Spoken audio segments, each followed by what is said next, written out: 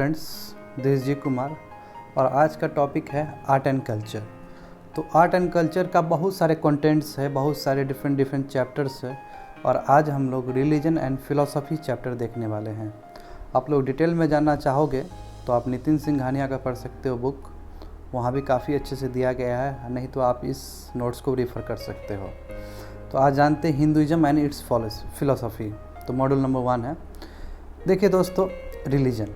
तो रिलीजन क्या है, एक क्विक इंट्रोडक्शन समझते हैं कि रिलीजन क्या है। साइंस ऑफ सोल है, जो आपके आत्मा है, आत्मा के पीछे जो लॉजिक है तो कहाँ से पता चलता है, वो रिलीजन से पता चलता है।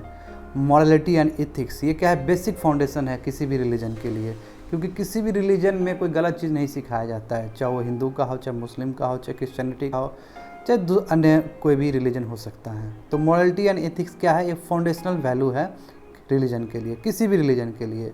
नंबर 2 पॉइंट है, रिलीजन बहुत ही इंपॉर्टेंट रोल प्ले करता है। और यदि आप इंडियंस देखें तो यानी कि अर्लीस्ट टाइम से, यानी कि हड़प्पन सिविलाइजेशन से आप आगे देखोगे वैदिक काल, सब में बहुत ही इंपॉर्टेंट रोल प्ले किया है रिलीजन ने। थर्ड वन है कि it assume numerous form in relation, यानी कि डिफरेंट पीपल से डिफरेंट टाइप का रिलेशन बनाता है। देखिए, इसके बेसिस पे कल्चर भी डेवलप्ड होता है। जैसे कि इंडियन बहुत सारे हिंदूज़ हैं, तो हिंदूज़ है तो उसका डिफरेंट कल्चर्स है, वो कल्चर किस चीज़ से रिलेटेड है, रिलीजन से रिलेटेड है।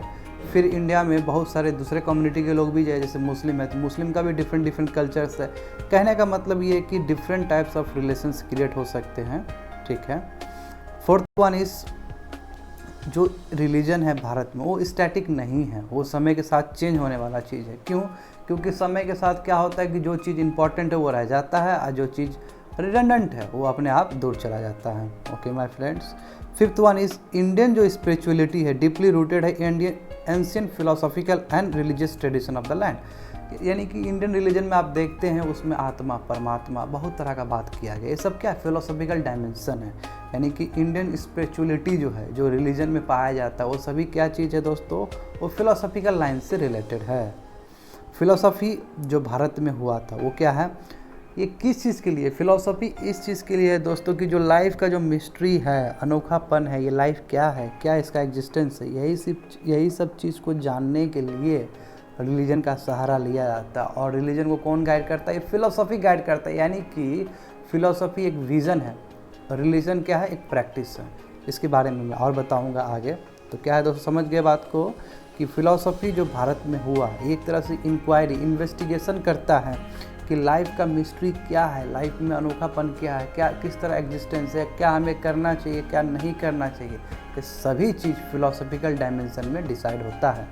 ठीक है दोस्तों, नेक्स्ट करते हैं। देखिए, religious mystery and their philosophy. जो रिलीजियस मिस्ट्री है और उसके फिलोसफी, इसके बारे में हम लोग जिक्र करेंगे। देखिए, नंबर 1 आप लोग बहुत परिचित हो गए कि जो ऋषिज़ है, जो सीयर्स या सजेस है, ये सब क्या है कि डिफरेंट या स्पेसिफिक टेक्निक्स इन्वेंट किए थे, उस समय डेवलप्ड किए थे, जिससे जो सेंस, माइंड का जो सेंस है और ऑर्डिनरी माइंड में जो चलता है वो क्या करे, वो हाईएस्ट लेवल पे जा सके, ठीक है, कलेक्टिवली जा सके। यानी कि सिंपल एग्जांपल आप समझिए। अब देखिए, आप यदि पेचीदा लगा इस बात तो आप सिंपल समझिए कि योगा है। योगा क्या है, केवल फिजिकल एक्सरसाइज नहीं है, इससे क्या होगा, आपका कनेक्ट होता है, यूनिवर्सल गॉड से आपका कनेक्शन मिलता है।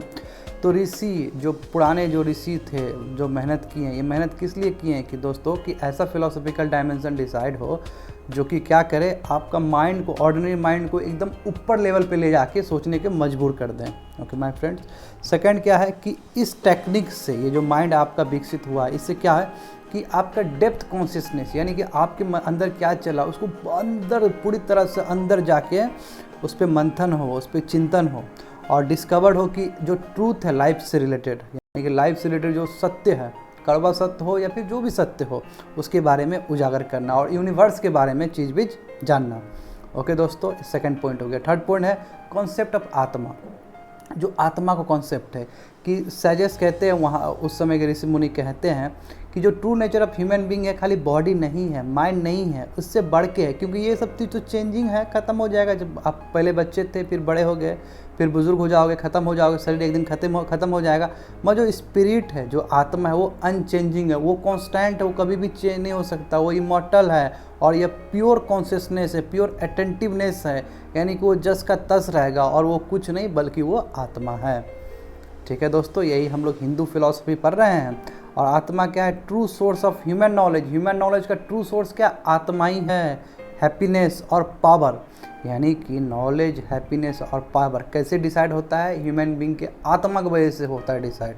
ठीक है दोस्तों, ये हिंदू फिलॉसफी है। ओके माय फ्रेंड्स, तो जान रहे हो कि रिलीजन किस तरह फिलॉसफी से लिंक कर रहा है। इसलिए टॉपिक क्या है? How is religion in ancient India linked with philosophy. Okay my friends, अब हम लोग नेक्स्ट स्लाइड देखते हैं। इसमें देखते हैं कि जो ऋषिज थे, फोर्थ पॉइंट है, ऋषि जो further found that all individual selves are part of infinite consciousness which they called Brahmana. यानी कि जितने भी इंडिविजुअल है सबके अंदर क्या आत्मा है अकॉर्डिंग टू फिलोसफी, और ये सभी क्या है? एक छोटा सा अंग है किसका? ब्राह्मण का। यानी कि ब्राह्मण ही सबसे मेन चीज़ है और उसके अंदर छोटा छोटा पार्ट्स पाया जाता है। ठीक है दोस्तों, जो आत्मा जो कहते हैं ना, आत्मा और परमात्मा, तो ये परमात्मा क्या है? ब्राह्मण है। और हम लोग जितने भी छोटे छोटे इंटिटीज़ है, जितने भी सोल है, वो सब ब्राह्मण में समा जाते हैं। फिफ्थ पॉइंट है कि ब्राह्मण क्या? अल्टीमेट रियलिटी है, यही एब्सोल्यूट रियलिटी है, इसको कोई नकार नहीं सकता है, और ultimate cause of the universe, और इसी की वजह से यूनिवर्स बना हुआ है।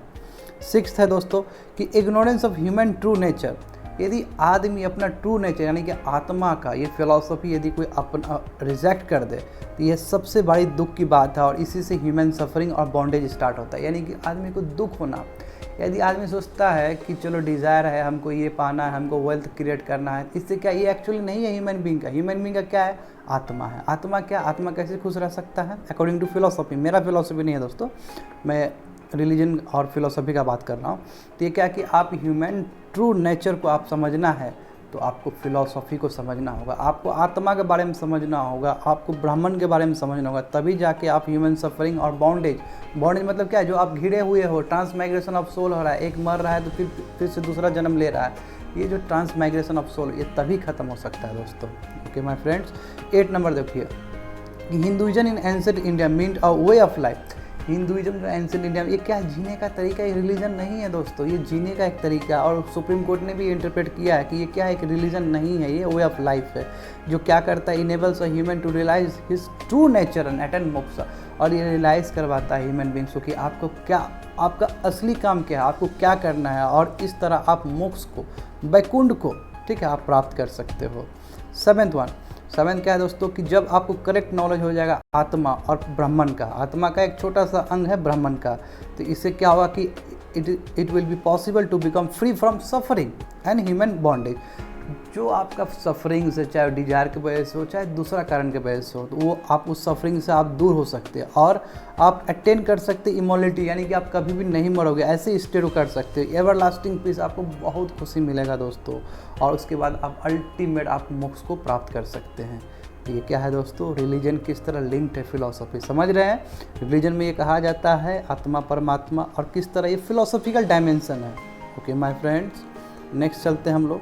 तो इसमें जानते हैं कि कैसे, ये तो पहले ही बता दिए, अब इसमें मैं डिफरेंस बताऊंगा कि फिलॉसफी और रिलीजन क्या है। तो इस तरह जितना भी अभी हम लोग किए हैं उससे क्या पता चलता है कि philosophy provided a correct view of reality. जो रियलिटी है, वास्तव में जो चीज़ है, एब्सोल्यूट रियलिटी, वो फिलॉसफी उसको गाइड करता है। फिलॉसफी बताता है कि ये रियलिटी है, आप इस चीज़ से भाग नहीं सकते हैं। और दूसरी तरफ रिलीजन क्या है? करेक्ट वे ऑफ लाइफ, क्या रास्ता होना चाहिए वो रियलिटी की तरफ, तो वो रिलीजन आपको देता है। कहने का मतलब है कि फिलॉसफी यदि थ्योरी है तो रिलीजन क्या है? आपका प्रैक्टिकल है। ठीक है दोस्तों, सेकंड पॉइंट क्या है? Philosophy provided the vision. Philosophy आपको विजन दिखाता है कि आपको ये करना है, और जहाँ पर रिलीजन आपको फुलफिलमेंट, रिलीजन आपको वो पूर्ति करवाता है वो चीज़ करने के बाद, प्रैक्टिकल करने के बाद। थर्ड वन है फिलॉसफी वॉज द थ्योरी है, पहले ही बता चुका हूँ कि थ्योरी है तो रिलीजन क्या है? प्रैक्टिस है। इसलिए दस इन ancient India philosophy and religion complemented each other. इसलिए प्राचीन भारत में फिलॉसफी और रिलीजन क्या हुआ? एक दूसरे का पूरक है, विरोध नहीं करता है, एक दूसरे से कम्प्लीमेंट करता है दोस्तों।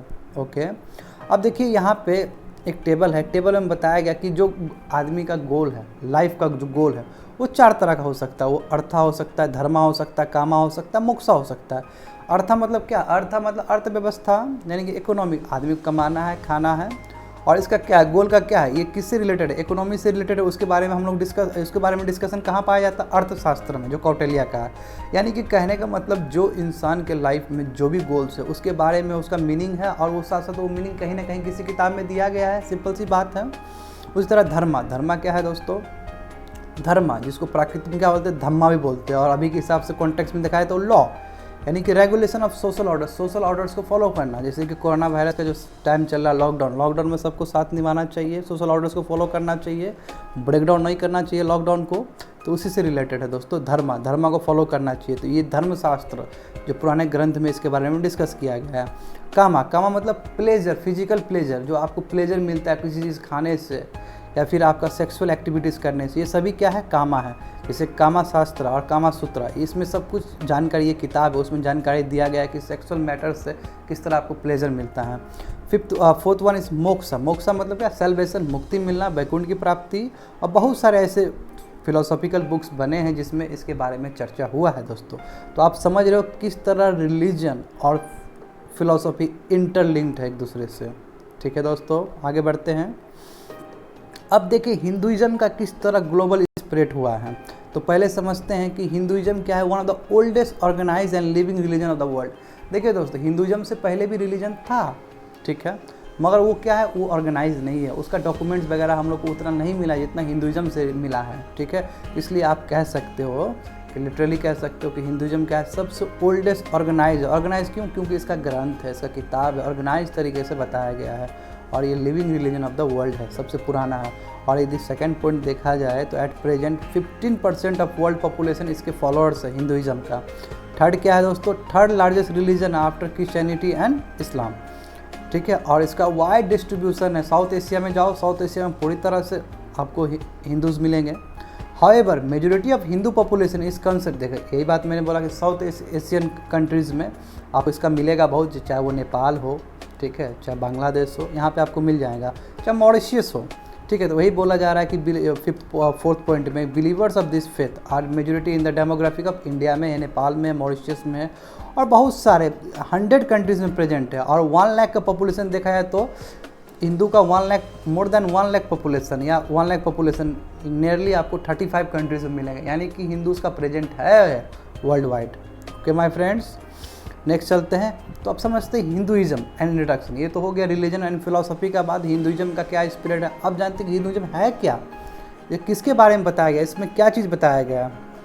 ठीक है दोस्तों, देखते हैं हिंदुइज्म क्या है। As a religion does not have origin at a single point of time. ये बोल रहा है कि देखिए जैसे कि इस्लाम है या फिर कुरान है या फिर दूसरे धर्म है, उसमें क्या है कि सिंगल पॉइंट ऑफ टाइम में बताया गया कि इस टाइम में आए थे, कोई रूलर आए थे या फिर कोई पैटर्न आए थे और इस रिलीजन को फॉलो करवाए या फिर उसको आगे बढ़ाए। मैं हिंदू का नहीं है, ये क्या है, एक एवोल्यूशन है। ठीक है, कोई एक आदमी दावा नहीं कर सकता है कि वो उसको क्रेडिट जाना चाहिए हिंदुइज्म के लिए। ये क्या है कि सिंगल पॉइंट ऑफ टाइम में तैयार नहीं हुआ है, ना कोई सिंगल रिलीजियस प्रीचर, इसमें बहुत सारे प्रीचर्स है और इसके बहुत सारे भगवान भी है, शिव भी है, तो भगवत भी है, बहुत सारे हैं। कहने का मतलब ये है कि एक ऐसा रिलीजन है जो कि सिंगल पॉइंट ऑफ टाइम में ओरिजिन नहीं हुआ, ना ही सिंगल रिलीजियस प्रीचर है। ठीक है दोस्तों, और इसका अपना ही जेनेसिस है, ओरिजिन होने का अपना ही अलग अलग तरीका है, और समय टू समय यानी कि टाइम टू टाइम क्या हुआ उसमें एडिशन होते हुए गया, सब्ट्रैक्शन, और आगे बढ़ते हुए व्यापक रूप लिया है। To which its philosophy can be at even a single faith which can not define it. ठीक है दोस्तों, 7th वन क्या है कि ये क्या है, एक्चुअल में एक कंग्लोमिनेशन है, यानी कि कम्बिनेशन है बहुत सारे बिलीव्स का, बहुत सारे फेस का, बहुत सारे फिलोसफी का, और ये ऐसा एक रिलीजन है जो कि लगभग 4000 साल से, ठीक है, इस्टाब्लिश्ड हो रहा है। यानी कि अभी आप देखोगे एडी से देखोगे तो 2000 साल चल रहा है, उसके पीछे 2000 बैक कर लो, यानी कि 4000 साल से चल रहा है। यदि आप वैदिक काल से उसे पीछे कर दो, हड़प्पन के आसपास पहुंच जाओ, तो तब से हिंदुइज्म चल रहा है। हड़प्पन में ही पाया गया था पशुपतिशील, जो मैच्योर स्टूडेंट है वो जानते होंगे इस चीज़ को। न्यूमरस स्क्रिप्चर्स, चाहे वो वेद हो, पुराण हो, रामायण हो, महाभारत हो, गीता, और बहुत सारे हैं जिसमें फिलॉसफी दिया गया है रिलेटेड टू हिंदुइज्म। तो समझ रहे हैं, किसी एक को क्रेडिट नहीं जाता है कोई भी स्क्रिप्चर्स को, इसमें वेद है, उसमें पुराण है, रामायण है, बहुत सारे चीज़ है। इसलिए कहा जा रहा है कि हिंदुइज्म एक सिंगल पॉइंट ऑफ टाइम से ओरिजिन नहीं हुआ है, एक लंबा चिंतन मंथन करने के बाद ये रिलीजन बना है दोस्तों। ओके, चलते हैं नेक्स्ट पॉइंट। 10th पॉइंट क्या है कि बहुत सारे सैगस जो आए, ऋषि मुनि आए, रिफॉर्मर्स आए, जो सोसाइटी चेंज करना चाहते थे उस समय, उन्होंने भी अपना कंट्रीब्यूट किया है ग्रोथ के प्रति। मतलब ग्रोथ किया है और नए नए नंबर ऑफ फिलोसॉफी इसमें ऐड किए हैं। 11th में है कि जो वर्ड हिंदुइज्म है ये क्या है, बात का ओरिजिन है, ये पहले नहीं कहा जाता। और इसे क्या है कि जो पीपल सिंधु रिवर में रहते थे, सिंधु मतलब होता है इंडस। देखिए बाहर के जो थे, जो बाहर के मतलब इंडिया से बाहर जो लोग थे वो क्या कहते थे कि सिंधु को हिंदू कहते थे, हिंदू कहते थे, ठीक है ना, हिंदू कहते हैं एक्चुअली। और बाद में वो हिंदू आ गया तो समझ गया, हिंदू से हिंदुइज्म आ गया, ठीक है। यानी कि सिंधु रिवर पे जो लोग रहते थे और बियॉन्ड इट उसके आसपास जो भी लोग रहते थे वो सबको क्या कहा जाता था, वो सब हिंदू कहा जाता था। उससे हिंदूज आया, हिंदू से आपका हिंदुइज्म आया। Okay my friends, 12th number देखिए, in the early period of this growth, जो पहला इसका फेज था हिंदुइज्म का, the faith has been referred, पहला फेज को सनातन धर्म करता है, ये सनातन धर्म कहा जाता है। यही सनातन धर्म अभी भी बहुत ही फेमस है हिंदुइज्म में। जब किसी का श्राद्ध होता है, शादी वगैरह कहते थे, यही धर्म के हिसाब से शादी वगैरह हो या फिर क्रियाकलाप हो, ये करवाया जाता है। ये क्या है, एक यूनिवर्सल रिलीजन माना जाता है सनातन धर्म। और ये क्या है, वर्णाश्रम धर्म, जिसमें क्या है कि आपका डेटीज डिफरेंट जो ड्यूटीज़ किया जाता है वर्णा सिस्टम के हिसाब से। वर्णा सिस्टम क्या, अलग अलग क्लास, वैश्य क्षेत्र, उस हिसाब से किया जाता है। और आश्रमा है दोस्तों, आश्रमा मतलब क्या कि स्टेज ऑफ लाइफ, यानी कि मान लीजिए कि 100 साल का ज़िंदगी है आपका, तो सब 4 भाग में डिवाइड हो जाएगा। पहले आपका बाल्यावस्था है, फिर किशोर अवस्था है, फिर आप उसके बाद शादी हो जाता है, और फिर जो लास्ट का फेज बचता है उसमें आपको ऋषि बनना है, जाके बाद तपस्या मेडिटेशन करना है। तो सनातन धर्म में ये सब प्रोविज़न है कि जिसमें आश्रमा है, जिसमें स्टेज ऑफ लाइफ है, अलग अलग स्टेज में आपको अलग अलग चीज़ काम करना होता है। और जितने भी पावर, ये जितने भी प्रिंसिपल कहाँ से डिराइव करते हैं, ये वेद से डिराइव करते हैं, वेदा से डिराइव करते हैं। ठीक है दोस्तों, समझ में आया। सनातन धर्म क्या है, अर्ली फेज ऑफ आपका हिंदुइज्म का जो ग्रोथ हुआ था, अर्ली फेज, इसमें कोर प्रिंसिपल। और ये कहाँ से डिराइव्ड है दोस्तों, ये आपका वेदा से डिराइव्ड है। अब देखते हैं वैदिक फेज। अब हिंदुइज्म देखिए, हिंदुइज्म कब कब आगे आया है प्रोमिनेंट, तो इसको यदि इसका कालखंड देखा है तो इसको 6th फेज में बांटा गया है। तो वैदिक religion and texts are said to be nearly 3500 years old, यानी कि 3500 साल पुराना ये है। और जो ग्रोथ हुआ है वैदिक फेथ, ठीक है, वो डिफरेंट कालखंड में हुआ है। जैसे अर्ली वैदिक फेज में हिंदुइज्म का ग्रोथ हुआ है, फिर लेटर वैदिक में एज में हुआ है, फिर गोल्डन पीरियड ऑफ हिंदुइज्म जो कि गुप्ता पीरियड से कोइंसाइड हो जाएगा, फिर एज ऑफ आदि शंकराचार्य, अद्वैत वेदांता आ जाएगा, फिर भक्ति मूवमेंट हो जाएगा, फिर modern era and phase of reforms, जिसमें स्वामी विवेकानंद का कंट्रीब्यूशन आ जाएगा, राजा राम मोहन राय का कंट्रीब्यूशन आ जाएगा। ठीक है दोस्तों, तो ये क्या है कि जैसे कि मैंने बोला, क्या कोई भी रिलीजन क्या है, स्टैटिक नहीं हो सकता है, वो क्या होगा, डायनामिक होगा, वो चेंज होगा ही। तो इस फेज में 6 फेज में किस तरह हिंदुइज्म ऊपर गया, किस तरह नीचे गया, तो वो हम लोग को जानना है। ठीक है, पीपीटी में। तो देखिए वैदिक फेज, वैदिक फेज क्या है दोस्तों, वैदिक फेज जानते हैं आप, वैदिक काल का यदि कालखंड देखा जाए तो वो 1500 BC से लेके 500 BC तक हुआ था। और इस क्या है, एक अर्ली वैदिक फेज है और बाद में लेटर वैदिक फेज है। तो अर्ली वैदिक फेज क्या था, 1500 से लेके 1000 BC तक था। और फिर लेटर वैदिक क्या 1000 BC से लेके आपका 500 BC तक है। और कंबाइन किया जाए यानी कि 1500 BC से 500 BC क्या है, लूजली इसको क्या कहते हैं, वैदिक पीरियड कहते हैं। और इस पीरियड में क्या हुआ कि 4 बड़े बड़े वेद लिखा गया है। जैसे कि ऋग्वेद सबसे पहले अर्ली वैदिक में लिखा गया था, इसलिए अर्ली वैदिक एज को ऋग वैदिक एज भी कहा जाता है दोस्तों। तो 4 वेदास डिजाइन हुए हैं इस कालखंड में, 1000 साल का कालखंड में, 1500 BC से लेकर 500 BC के बीच में। तो ऋग्वेद बना, सामवेद बना, अथर्ववेदा बना, यजुर्वेदा बना। ठीक है, इस समय हुआ था। और ऋग्वेद क्या है, सबसे अर्लीस्ट है, जो कि अर्ली वैदिक एज में लिखा गया था। ठीक है दोस्तों, तो अब हम लोग जानेंगे कि अर्ली वैदिक फेज में किस तरह हिंदुइज्म का ग्रोथ हुआ था। ओके माय फ्रेंड्स, तो यही लिखा गया है कि जो वैदिक फेज है वो 2 भाग में डिवाइड कर दिया गया है, वो मैंने बता चुका हूँ मैं आपको। उसके बाद क्या हुआ दोस्तों, उसके बाद क्या हुआ कि अचानक भारत में 64 हेटेरोडॉक्स सेक्ट्स आते हैं, 64 हेटेरोडॉक्स सेक्ट्स आते हैं। तो हेटेरोडॉक्स सेक्ट्स और 64 हेटेरोडॉक्स सेक्ट्स में 2 बहुत प्रोमिनेंट हो जाते हैं, जिसमें बुद्धिज्म और जैनिज्म। और ये चैलेंज कर देते हैं वेद में जितना भी ज्ञान दिया गया था वो सबको चैलेंज कर देता है। ठीक है, और चैलेंज करने की वजह से क्या होता है कि हिंदुइज्म का जो ग्रोथ हो रहा था वो घट जाता है दोस्तों। तो वही बोला जा रहा है सेकंड पॉइंट में, आप देखिए, जो advent of Buddhism and Jainism mark the next phase in the growth of the वैदिक रिलीजन। और ये कौन सा कालखंड के बारे में बताया जा रहा है दोस्तों, जहाँ पे राइज ऑफ महाजनपदास राइज हुआ था 500 BC से लेकर 200 BC, यानी कि 300 कालखंड में जो बुद्धिज्म और जैनिज्म हुआ था, इससे हिंदुइज्म को क्या दिक्कत हुआ, क्या परेशानी हुआ, ये सभी बताया जा रहा है इसमें। और इस पीरियड में क्या हुआ कि जो ब्राह्मणिकल सुपेरियरिटी था, जो वेद काल से जो डिराइव करता था, वेद काल में क्या हुआ था, ब्राह्मण्स बहुत सुपेरियर हो गए, उसको चुनौती दे रहा था। कैसे दोस्तों, बुद्धिज्म और जैनिज्म की वजह से ब्राह्मणिकल सुपेरियरिटी को चुनौती मिल रहा था। एनिमल सेक्रीफाइस, जो एनिमल सेक्रीफाइस हो रहे थे, जो अश्वमेधा हो रहे थे, वाजपेयी हो रहे थे, अलग अलग सेक्रीफाइजेस हो रहे थे, उसको धावा बता रहा था, बुद्धिज्म और जैनिज्म उस चीज़ को बोल रहा था कि ये नहीं करना है, ये गलत चीज़ है, ऐसे नहीं कर सकते, कोई भी रिलीजन में इस तरह फिलोसफी नहीं होना चाहिए। ये क्या था, एक साइंटिफिक टेम्परामेंट था बुद्धिज्म और जैनिज्म उस समय के हिसाब से, और इसलिए क्या एक चैलेंज बन गया उस समय का ट्रेडिशन जो कि वेद चला रहा था। तो एक तरह से क्या हुआ कि जो मास माइग्रेशन हो गया किसके तरफ दोस्तों, बुद्धिज्म और जैनिज्म, और बुद्धिज्म और जैनिज्म को ऊपर से स्टेट की तरफ से पैट्रन्स भी मिल गया, यानी पैट्रोनेज भी मिल गया, चाहे आप अशोका का बात कर लो, चाहे बाद में आप कनिष्का का बात कर लो। ठीक है दोस्तों, आगे बढ़ते हैं। अब समझ गए, दो फेज समझ गए आप। दो फेज क्या बताया दोस्तों मैंने, एक फेज बताया आपको अर्ली वैदिक फेज और लेटर वैदिक फेज। ठीक है, इसमें क्या अर्ली वैदिक फेज में रिलीजन था, मैं और डिटेल्स में बता दूं आपको। अर्ली वैदिक फेज में रिलीजन था, मगर फिलोसॉफिकल डायमेंशन ज़्यादा नहीं आया था। मगर लेटर वैदिक एज में क्या हुआ दोस्तों, फिलोसॉफिकल डायमेंशन बहुत ज़्यादा आने लगा। और थर्ड वन क्या है, गोल्डन पीरियड ऑफ हिंदुइज्म, जो कि बाद में हम लोग पढ़ेंगे थोड़ी देर में। तो गोल्डन आप समझ गए, पहले क्या हुआ, अर्ली वैदिक एज हुआ, लेटर वैदिक एज हुआ, बीच में क्या हुआ, ग्रोथ रुक गया, किसकी वजह से, एडवेंट ऑफ बुद्धिज्म और जैनिज्म। अब आ रहा है golden period of Hinduism. Hinduism फिर से कब रिवाइव हुआ, तो आपका जो नेक्स्ट 700 to 800 ईयर्स, यानी कि गुप्ता कालखंड का टाइम में। ठीक है, यानी कि कहने का मतलब ये है दोस्तों, 500 BC से लेकर 200 BC, 200 BC के बाद 700 साल या 800 साल तक क्या हुआ दोस्तों, फिर से राइज किया है हिंदुइज्म। कैसे, क्योंकि वो पीरियड गुप्ता के साथ लिंक हो जाता है, और गुप्ता ने क्या किया था, बहुत ही पैट्रोनेज दिया था हिंदुइज्म को। और हिंदुइज्म क्या हुआ, अभी जो देखते हो आप टेम्पल्स वगैरह देखते हो, वो सब क्या है, गुप्ता पीरियड का ही देन है दोस्तों। ठीक है, ये आपको कल्चर में पढ़ना है। और यहाँ से दोस्तों हिंदू फिलोसॉफी का यहाँ पे इजाद हुआ, नए नए चीज़ हिंदू फिलोसॉफी में जोड़ेंगे। और यहाँ पे क्या किया गया कि हिंदू फिलोसॉफी को 6 भाग में तोड़ा गया। ठीक है दोस्तों, जिसको बोलते हैं 7 दर्शनास। एक है न्याया, वैशिका, समख्या, योगा, पूर्वा मीमांसा और वेदांता, यानी कि 6 क्लास ऑफ स्कूल्स बने हिंदू फिलोसॉफी का।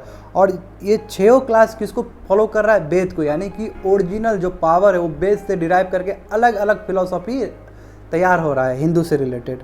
ओके दोस्तों, योगा है, सांख्या है, इसको हम लोग समख्या भी बोल सकते हैं, वेदांता है, पूर्वा मीमांसा है, वैशिष्का है, न्याय है। ठीक है, इसके बारे में हम लोग को डिटेल्स पढ़ना है आने वाले समय में। अब समझ गए दोस्तों, तो मैंने यहाँ पे बता दिया, फिर से एक बार बता दूँ, अर्ली वैदिक फेज़ हो गया, लेटर वैदिक फेज़ हो गया, गोल्डन पीरियड ऑफ हिंदुइज्म समझ लिए, जो कि गुप्ता पीरियड से कोइंसाइड हो जाता है।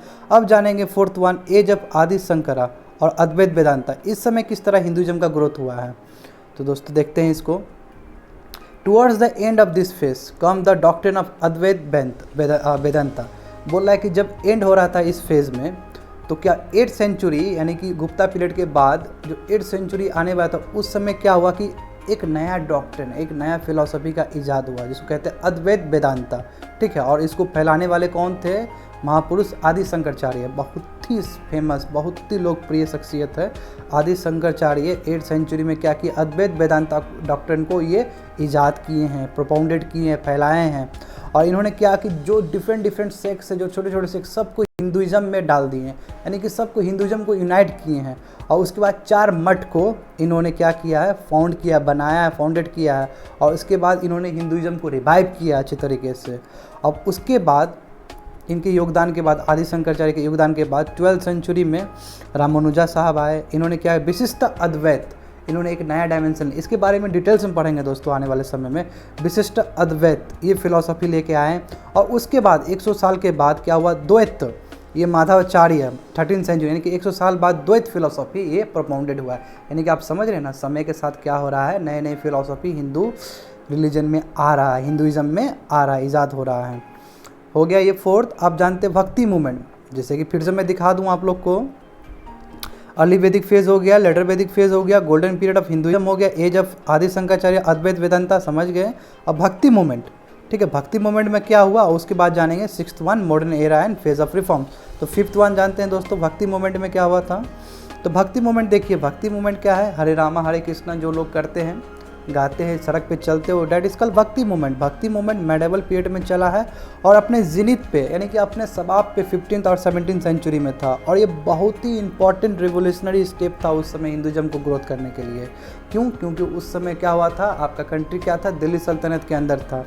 तो जाहिर सी बात है, धर्म कन्वर्ट करने का बहुत ही ज़ोर शोर से चल रहा था नॉर्थ इंडिया में।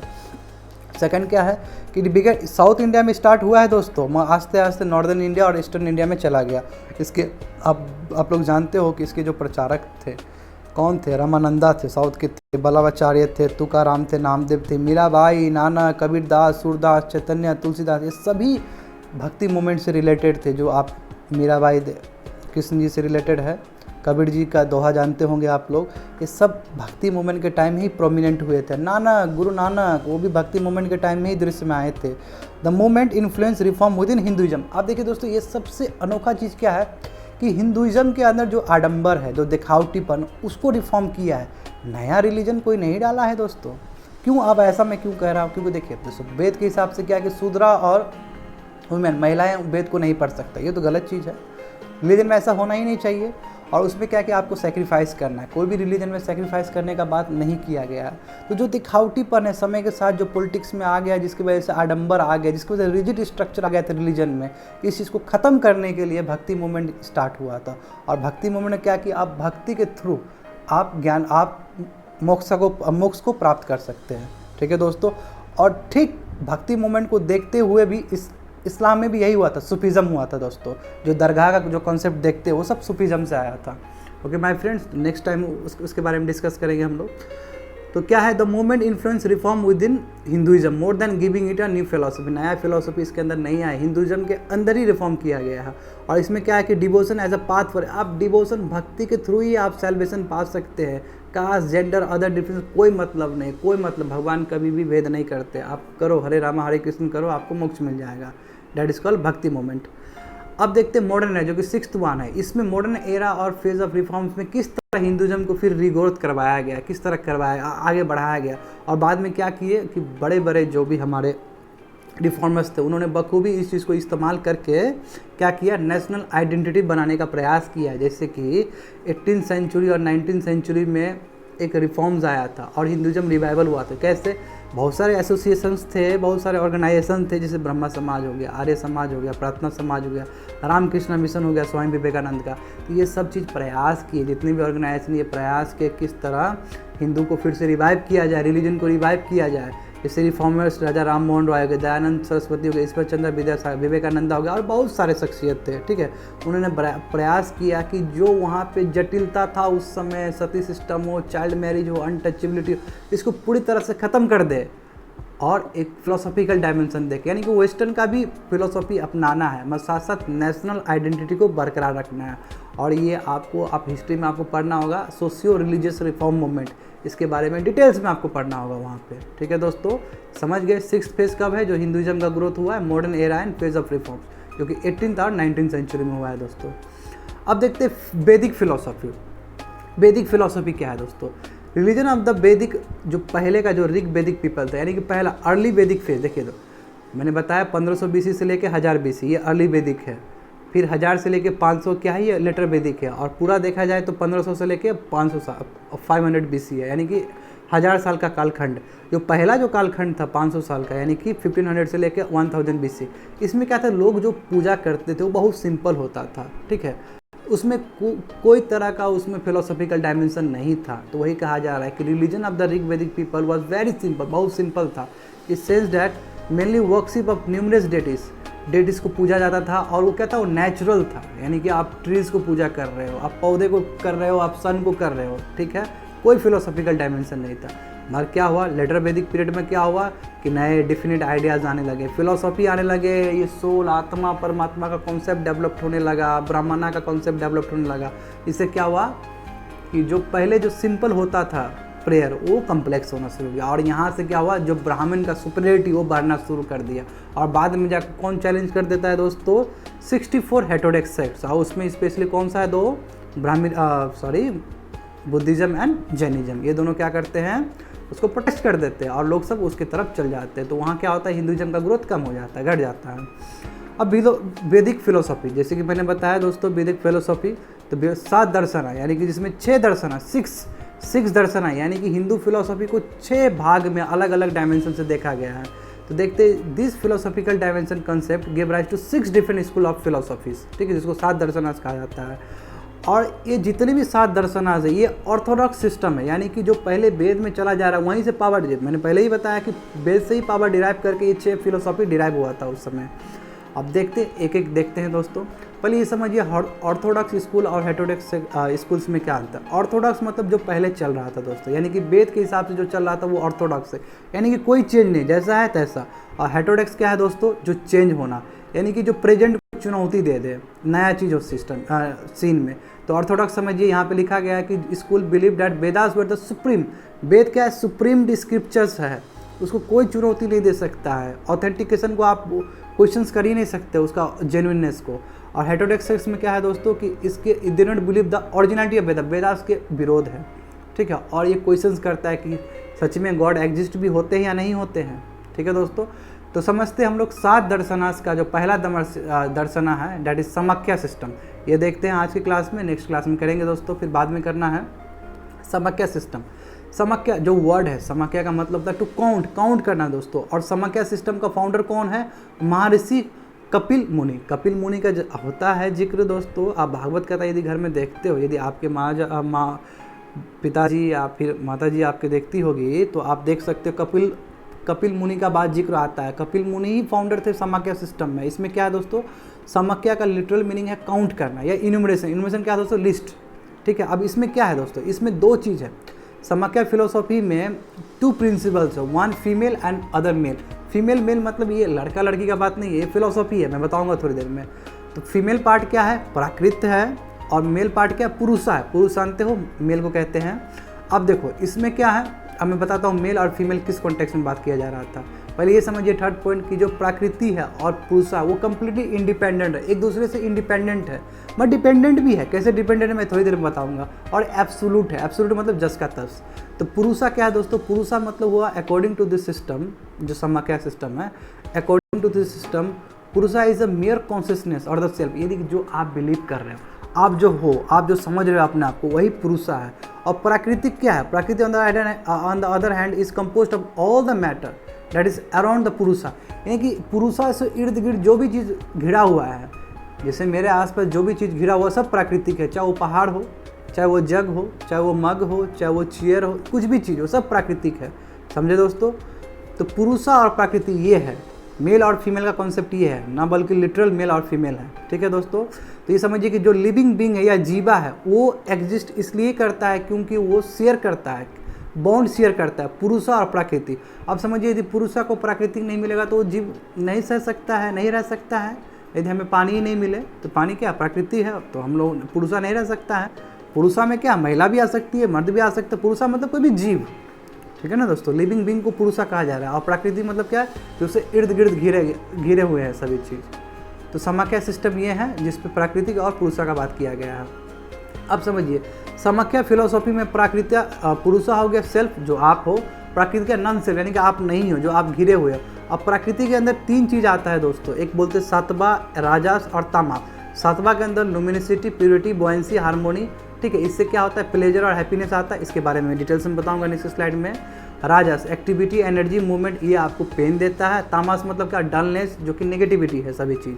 तो ये क्या है मैं बताता हूँ आपको इस स्लाइड में। देखिए समाख्या फिलोसॉफी ये क्या करता है, रिलेशन इस्टेब्लिश करने का प्रयास करता है पुरुषा और प्राकृतिक में, ठीक है। और जो रिलेशन क्रिएट हो रहा है वही रिलेशन को जस्टिफाई करता है, किसके बारे में बताने, यूनिवर्स। यूनिवर्स भी इसी तरह डिजाइन हुआ है, यूनिवर्स का भी इस्टेब्लिशमेंट इसी तरह हुआ है जिस तरह पुरुषा और प्रकृति के बीच में रिलेशन है। ओके माय फ्रेंड्स, प्राकृतिक क्या है, प्रकृति या नेचर कंप्राइजेज, ये 3 भाग है जैसे कि मैं बता चुका हूँ। सत्वा है, राजस है, तामस है। सत्वा में क्या है कि knowledge, illuminance, goodness, compassion, positivity, number plus point, यानी कि सत्वा आपके पास बहुत ज़्यादा इक्विलिब्रियम में काम करेगा दोस्तों, यानी कि सत्वा आपके पास बहुत ज़्यादा है, राजस कम है, तामस कम है, तो आप बहुत अच्छे आदमी हो, ठीक है। और आपका सत्वा बहुत कम हो गया, राजस थोड़ा सही है आपका, तामस बहुत ज़्यादा है, तो आप बहुत गलत हो गए। क्योंकि राजस में क्या है, राजस में एक्टिविटी, पैसन, इम्पल्सिनेस और इवन क्योस, तो ये राजस के अंदर आ जाता है। क्योस मतलब क्या होता है, दंगा फसाद, झगड़ा वगैरह करना। तमाश क्या है दोस्तों, इग्नोरेंस, इनएक्शन, कोई काम नहीं करना, लेथार्जी से रहना, ये सब तमाश है। तो ये जो आपका जो प्राकृतिक है, सत्वा, राजस, तमाश, ठीक है, ये जो गुणाज है, ये गुणाज डिसाइड करता है। यदि आपका सत्वा बहुत अच्छा है, राजस और तमाश कम है तो आप अच्छे आदमी हो। यदि आपका तमाश बहुत ज़्यादा है एज़ कम्पेयर टू सत्वा और राजस तो आप बहुत बुरे आदमी हो। तो इस तरह डिसाइड होता है। तो कहा जा रहा है कि all the 3 gunas are present in different proportion in different life forms which eventually lead to pleasure और पेन। इसके वजह से ही क्या होता है, यदि सत्वा ज़्यादा है तो आपको पेन मिले, आपको प्लेजर मिलेगा, यदि वो कम है तो आपको पेन मिलेगा, इसी से डिसाइड होता है। ओके माय फ्रेंड्स, अब समाख्या इस सिस्टम में और भी जानते हैं कि एज पर दिस स्कूल जो लाइफ है, जीवा, वो क्या स्टेट है जिसमें पुरुषा इज बाउंडेड टू प्रकृति, यानी पुरुषा घिरा हुआ है प्रकृति से। जैसे देख चुके हैं प्रकृति में क्या है, 3 चीज़ है, सत्वा है, राजस है, तमस है, ये 3 चीज़ घिरा हुआ है ना जी। एक आदमी नॉलेज से घिरा हुआ है, इल्यूमिनेशन से घिरा हुआ है, राजस क्या है, एक्टिविटी से घिरा हुआ है, पैशन से घिरा हुआ है, तमस क्या, इग्नोरेंस से भी घिरा हुआ है। तो यही कहा जा रहा है दोस्तों कि एज पर दिस स्कूल जो जीवा है वो एक स्टेट है जिसमें पुरुषा प्रकृति से घिरा हुआ है, चाहे वो डिजायर के पक्ष में हो या फिर बाउंडेज। यदि डिजायर को पार करके मोक्षा मिल गया तो वो निकल गया, वो पुरुषा निकल गया, अब वो फिर पुरुषा नहीं बनेगा। वही कहा जा रहा है कि due to the bondage of purusha with prakriti there is endless transmigration and suffering. यही जो आपका पुरुषा प्रकृति से जो घिरा रहता है हमेशा, इस वजह से क्या होता है, एंडलेस टाइम, यानी कि आत्मा मर के फिर दूसरा शरीर ले रहा है, उसको मुक्ति मिल ही नहीं रहा है, मोक्ष मिल ही नहीं रहा है, और सफरिंग हो रहा है, ह्यूमन सफरिंग हो रहा है बार बार। ये हिंदू फिलोसॉफी है, स्पेशली समाख्या सिस्टम ऑफ स्कूल से कहा जाता है, ठीक है। यानी कि समाख्या स्कूल ऑफ जो हिंदू फिलोसॉफी है, इसमें ये चीज़ के बारे में जिक्र है।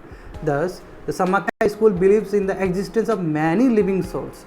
इसलिए जो समाख्या स्कूल से ये बिलीव करता है कि बहुत सारे सोल है, जैसे कि मैं बोल रहा हूँ मेरा भी एक सोल है, जिसे आप सुन रहे हो, आप देख रहे हो, आपका भी सोल है। तो ये बिलीव करता है कि बहुत सारे सोल्स होते हैं, जो कहा था जीवात्मास। एक सोल नहीं हो सकता है दुनिया में, बहुत सारे सोल हो सकते हैं, मगर परमात्मा या ब्राह्मण वो एक ही होंगे, जिसमें क्या होगा, सभी सोल जाके समाहित हो जाएगा। Okay my friends, according to the Hindu philosophy 10 देखते, it is believed in the cycle of transmigration of soul. और यही बिलीव किया जाता है कि यदि उसको मोक्ष नहीं मिला तो क्या है, ये साइकिल ऑफ ट्रांसमाइग्रेशन हो रहा है दोस्तों। हाउएवर, देखिए समाख्या सिस्टम का क्या है, लिमिटेशन क्या है कि, मगर इस स्कूल में ये नहीं बताया गया कि मोक्ष, एक बार यदि मोक्षा मिल जाए, यानी कि ट्रांसमाइग्रेशन ऑफ सोल खत्म हो गया, मोक्षा मिले, उसके बाद क्या होगा, इसके बारे में नहीं दिया गया है इस समाख्या सिस्टम ऑफ वैदिक फिलोसॉफी में। और दूसरा क्या है, does not mention anything about God का एग्जिस्टेंस के बारे में दोस्तों कुछ नहीं बताया गया है। ओके माय फ्रेंड्स, तो ये है आज का क्लास आर्ट एंड कल्चर। कैसा लगा दोस्तों, आप कमेंट करके हमें बता सकते हैं। Thank you so much for watching this video. Thank you.